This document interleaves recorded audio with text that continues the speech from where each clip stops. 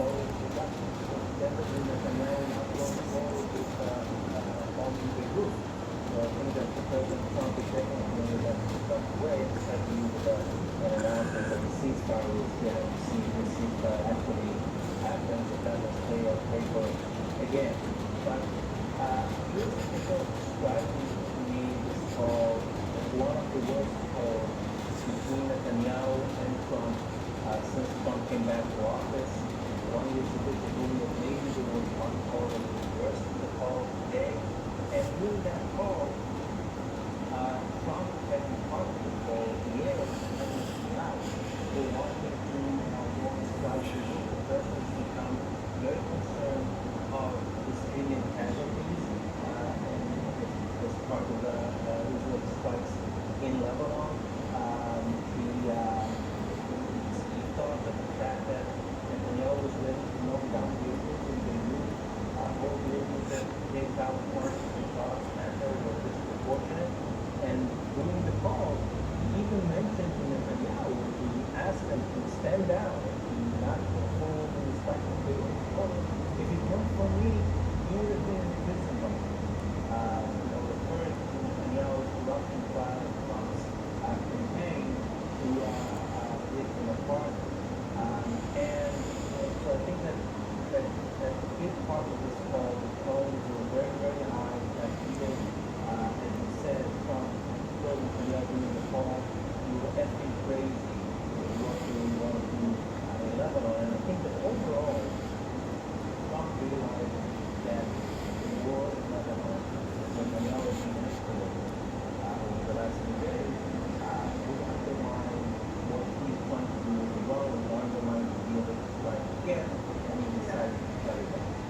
And Jeff, on that front, is it clear right now what the president is trying to do in Iran? Because he's going from, he says the talks are moving rapidly. This morning's state media from Iran is that it's been paused.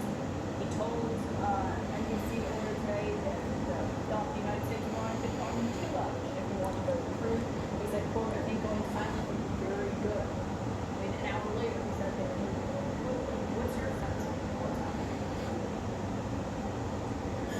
I think it's very hard to get a sense of what's happening. Unfortunately, is the answer to your question. And I think there's a lot that is up in the air and a lot that is simply not here. And that's in large part because he's been giving these messages to the president, honestly, since the start of this war. And that is consistent with the messages that he was delivering today. And certainly, the phone call that he had with Netanyahu was in line with a couple of things that I think we know. Number one, that Israel is the junior partner in this. And number two, that President Trump broadly is very frustrated. He's certainly frustrated that there hasn't been a resolution of some kind. He has indicated that that's what he wants. And he's probably frustrated by a bunch of other domestic setbacks that have happened to him in the last week or so. Yeah, I mean, Brock, in that sense, this country is Iran is threatening to bomb a strait that is a very critical gateway to the Suez Canal. As we've already seen what's happening with the Strait of Hormuz, what's your sense of what's at stake here as these talks are either paused or playing out or both in the same way? So I think what the Iranians did today is that they made clear what they've been saying for quite some time, is that they want to use this being the U.S. going to war as a way to try and get proxies in the region and try and prevent the proxies from being totally decimated by the Israelis. And that Hezbollah is number one of those proxies. And for the Iranians, it was very important to make sure that there is a ceasefire in Lebanon.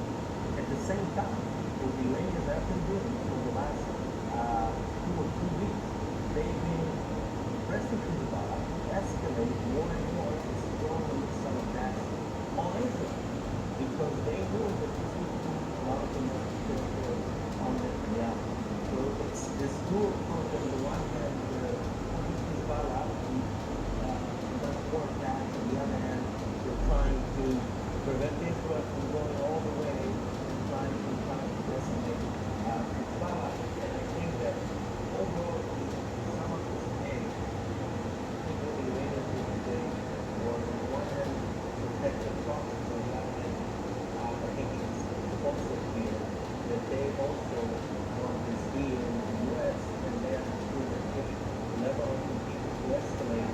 maybe the past